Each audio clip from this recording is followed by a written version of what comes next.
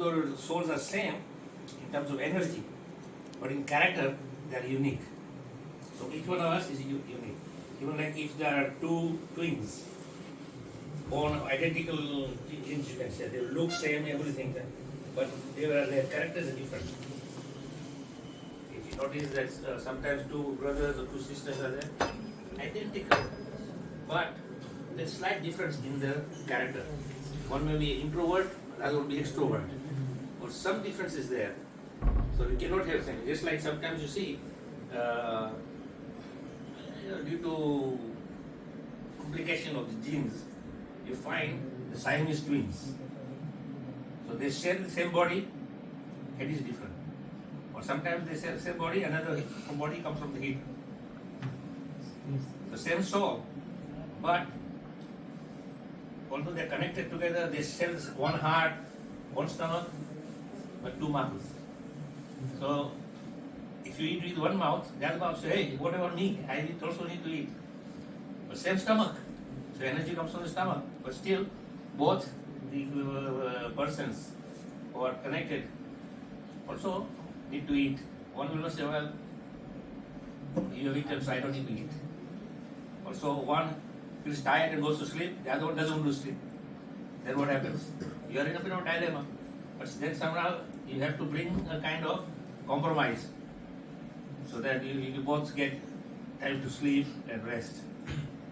The point I'm trying to make is that we should not see people on material platform. Because as soon as you see on material platform, on a bodily concept, then there is prejudice. Oh, he's not from our part. Oh, he's from the south, he's from the north. Right now there is so much problem in North India, South India, nonsense.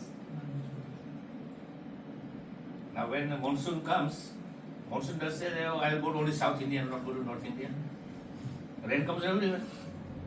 And the sun is shining. Does the sun take prejudice? Does the sun say that I will deprive the south sun, only give north sun, or vice versa? It gives everywhere, all world. So, rain doesn't discriminate, sunshine doesn't discriminate, and then the air we breathe doesn't discriminate. You think the air is here in Odisha? After the wind blows and goes down to Andhra, then that air becomes Andhra? No, it's still the same air. And you breathe the air here, and you breathe the air in south border of Odisha when Andhra begins. It's the same. You think it's different flavor, different, it's the same. Of course, man-made problems are there because we create pollution. So the pollution is carried in the air. So that may sometimes have a detrimental effect. Like right now, in northern India, Delhi and this part, there's too much pollution in the air quality. And that is because it is not created by nature, created by man, due to their greed, uncontrollable. They put all this pollution in the air to make a few pennies. At the same time, they don't see the effect of that pollution on people's health. So we should not look at discrimination. Discrimination is actually the worst part of human existence. We don't create any discrimination, but the power of discrimination is given to all. Now, what is the power of discrimination for? To differentiate between right and wrong, good and bad. So if you use that discrimination power to differentiate between good and bad, then you know this is good, I will pursue that side. This is bad, I'll abstain from it. I will not engage in that. And there's no problem. But unfortunately, again, due to our greed and our desires, we do wrong things, thinking nobody will know about it. So you may not do anything wrong I am doing, but the Lord is here sitting in my heart. He is seeing everything. So we cannot cheat the Lord.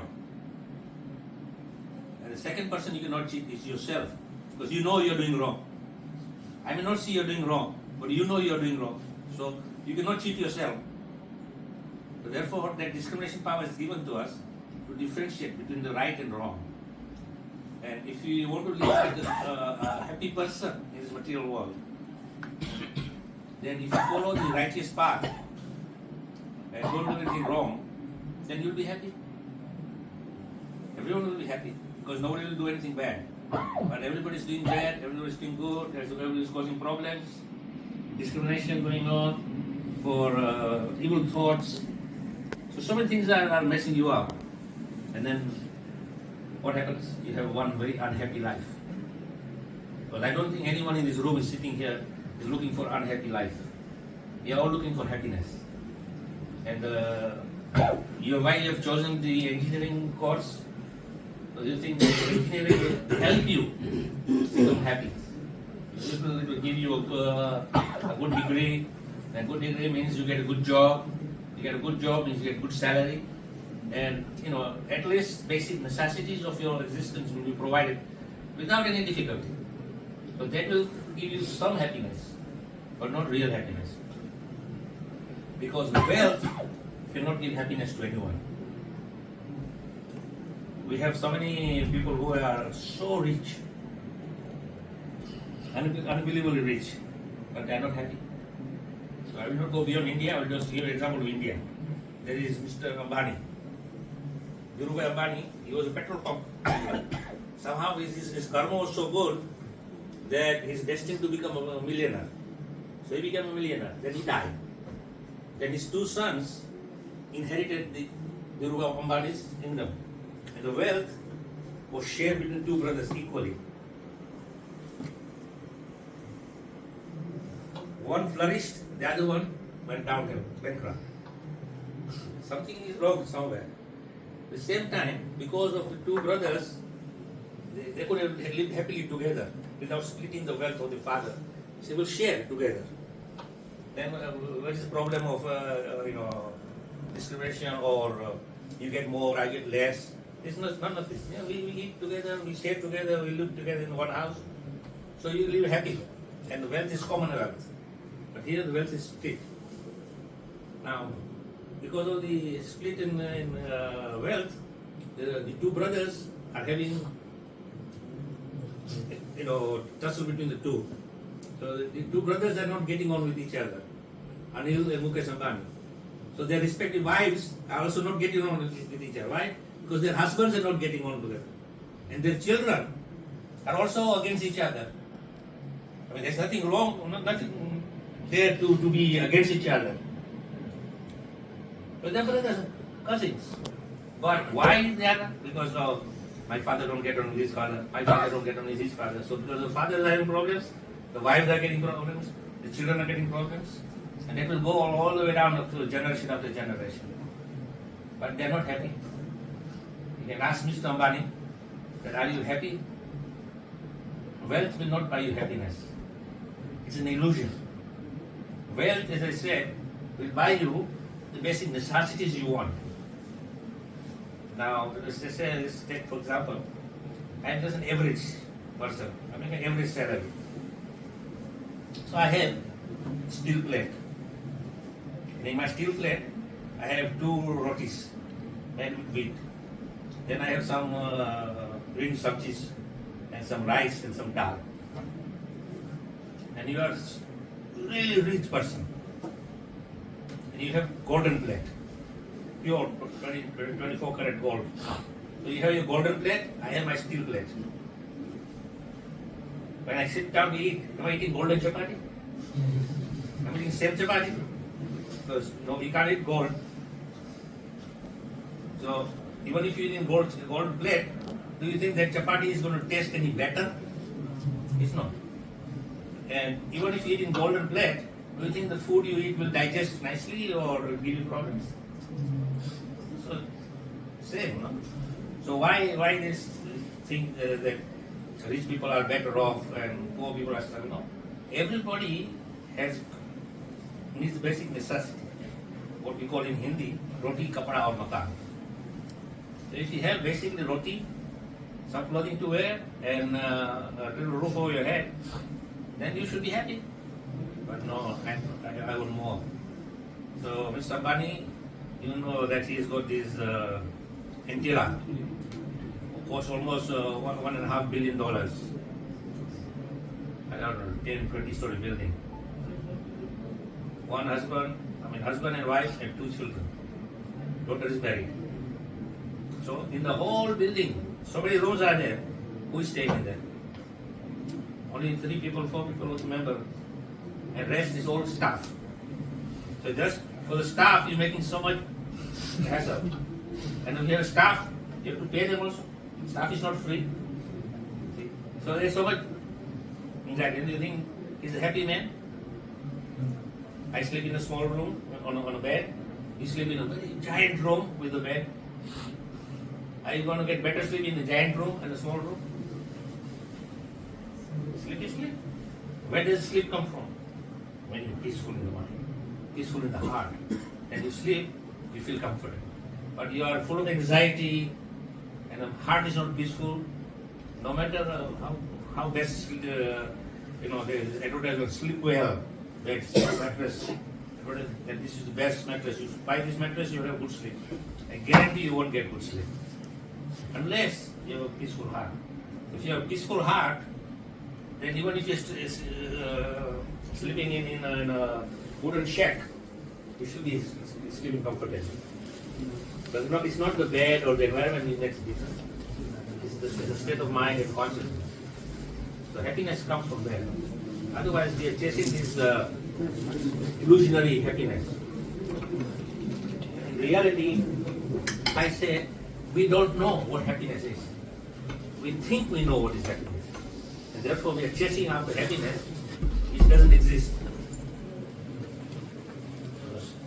Why I say we are chasing? Because we are going here, there, we are looking for happiness. Thinking this will bring me happiness, that will bring me happiness. If I go this place, that place will bring happiness. No, happiness is within. Happiness is state of consciousness. So if your consciousness is properly balanced, you will have happy no matter where you are. But if your consciousness is not stable, then you will be, like a monkey.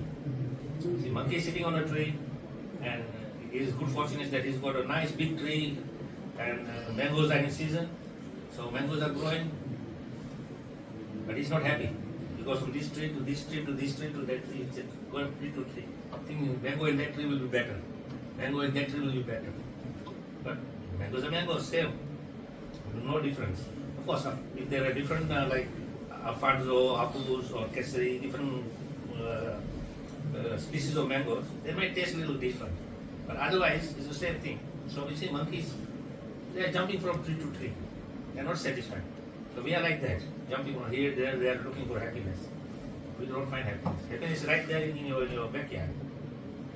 So I would say, don't neglect your study. Give your level 100% best. Become topmost engineers. Best in the best of the world. So when you become best of the best, you will feel happy. Why? Because you achieved the best.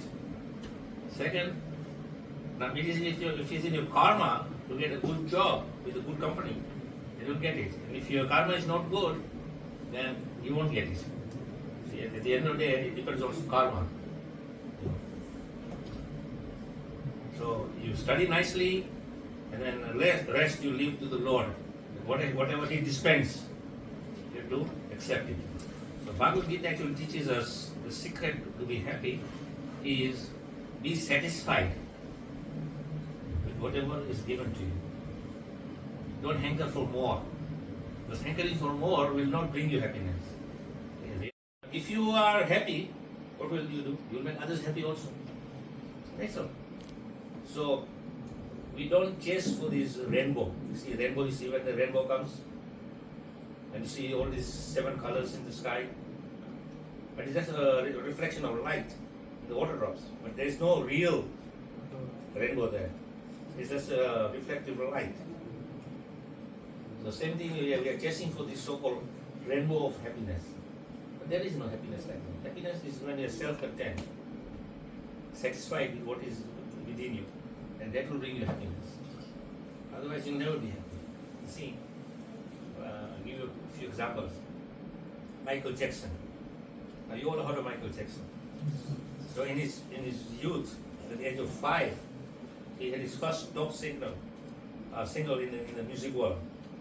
A, B, C, 1, 2, 3. You heard this song? And Anyway, I don't advise you to listen to that song because it's not very good. But that was my childhood song. I lasted in my head with our little transistor radios. But the point is, he began to get fame. As he was growing, he became more and more popular. So there were some people doing survey. They went in some extreme isolated villages of Africa where Christian missionaries have preached about Christianity. So they all went to these villages and tried to figure out who is the most famous person they know. And obviously these people who are doing the survey, they're expecting they would say Jesus Christ. Because Jesus is the head of the Christian church and he's famous. Right? But they did not say Jesus Christ, they said Michael Jackson. Now today we have internet, Facebook, Instagram, so you can get all this, but they don't have any of this in a village. They don't even have television. But somehow they've heard about Michael Jackson. So you can see he was so famous even in the most isolated extreme villages of Africa. You can't get any more famous than that. Now do you think that fame brought him happiness? Did not bring happiness? Because what happened to him? He died of overdose of drugs. He was thinking drugs will give me happiness. Because fame did not give me happiness. But who doesn't want fame? We are all looking for fame. We all want to be famous. But by becoming famous, you will never become happy. Michael Jackson was not happy. Secondly, he was so famous that all the young girls, whether black, white, brown, they were all screaming, "Oh, he's our idol." But he was not happy with his own face. He wanted to change the color of his skin. Because he was born of African genes. So naturally he's got very dark skin and he's black by nature. But he's not happy with the black skin. He wanted fair skin. So he was doing all this kind of plastic surgery and everything. He wasn't happy with his nose, he wasn't happy with all this. So he's cutting, fishing, joining here, trying to become a perfect person. But in the end, Michael Jackson, if you look at his face closely, he's all stitches here, and he's more ugly than before. Before he wasn't ugly. It's just his skin was dark, that doesn't matter. We all have different color skins. So beauty is not in the color of the skin. It's only media people branding Fair and Lovely. So they are saying in India, if you buy Fair and Lovely, all these young girls who are dark skin will become very fair, Fair is not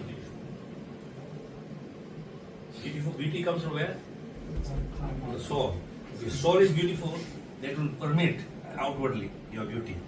So anyway, the point after is that he was not happy with whatever God gave him. God gave him fame, God gave him a nice body, nice voice, God gave him wealth. He was not happy with anything. We also are going for only chasing the rainbow. This wealth and fame will give me happiness. It doesn't. Because everything, the material world, will last for some time and then it will be finished. It's not eternal. See, if some young lady who goes for this competition, Miss Universe, so out of all the beautiful girls in the world, she gets the title and the crown Miss World or Miss Universe. The wife says, in her 20s, she's okay. Late 30s, little okay. After 40, she's an old woman. Beauty is gone now. So the external beauty will not last. But if the heart, soul is good, is beautiful, then the soul will always remain beautiful. Whether you have a young body or old body. Because beauty comes from the soul. And how the soul can become beautiful is when it's connected with Paramatma in the heart. So right now, we all have our souls inside sitting here. Right next to the soul, Paramatma is sitting. But are we actually embracing Paramatma? We are not.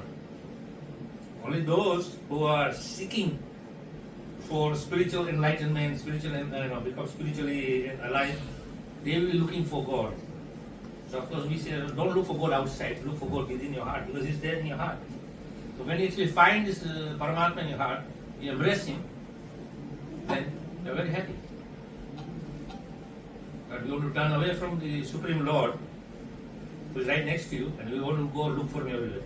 So we see many times in our Sanatan culture, you go to pilgrimage, you go to Puri, you go to Dwarka, you go to Badri, you go to Rameshwar, go to all the holy tirthas looking for God. But you don't find God there. So God is with you, He's in your heart. Look within. So if you see God within, then you will see God without. And so you see God everywhere. That's what Krishna said. Try to see me everywhere. And then everything. Then you connect with the Supreme Lord. So that is the secret of being happy. Otherwise, you are chasing your rainbow, my friends. Okay, so anybody has any queries, questions, any fascination, or you are quite happy chanting Hare Krishna? Yeah, no problem. 2, 3, 4. As now in this nowadays in this world, everywhere the lost is blowing in the air. So it may be arise naturally or by force in from lust in the air. Everywhere is there. No, lust is not in the air. I mean, in social media, outside the world, everywhere. See, lust, as I said, if you are happy, you make everyone happy. If you are unhappy, you make everybody unhappy. So lust is within us, it's not outside. But because we have lust, and we see everything with lusty vision, then we see lust everywhere. Otherwise you don't see. So Krishna is telling Arjuna that you control this lust. Kama, Krodha, Moha and Lobha. These are very dangerous. Kama, of course, lust. Moha means desire. Lobha means greed. And if you don't get any of these, then you become angry. You become angry, then you go crazy. Because in angry, you cannot think straight. And in anger, you will say things which you don't really mean. But in the moment of madness, you say things so badly that you will hurt other people. So lust is not outside. It's just in our own training. See, in our Indian culture, we are, at least when I was young, this was the culture, that in our village, there's beautiful young ladies, girls, and young boys, but there's no lust between them. Now the society is gone so crazy that never mind other girls, you see your sister beautiful and you will have lust, desire for sister. Because that lust is from inside. That's why Krishna is saying control. If you control, then you don't see things in that nature. Just like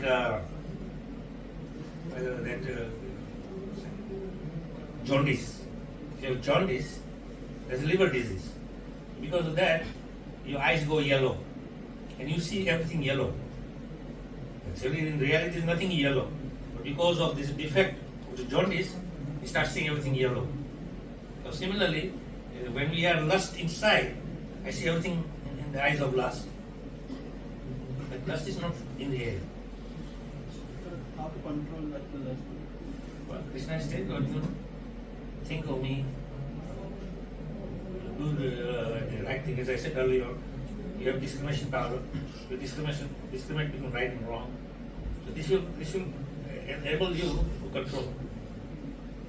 See, in our Krishna consciousness, Srila Prabhupada teaches us that we see every woman, young or old, as a mother, except your wife. When you marry to a woman, then you have a different kind of relationship with your wife. But everyone else, you still have a loving relationship, but it's different. For example, say, a man is married to a woman, so he has a different love for his wife. Now after some time, he gets a child, a female child, daughter. She's also a woman. But the father will not look at the daughter in the same loving way as he will look at his wife. Then his mother, also he will not look at his mother in the same loving way as he would look to his wife.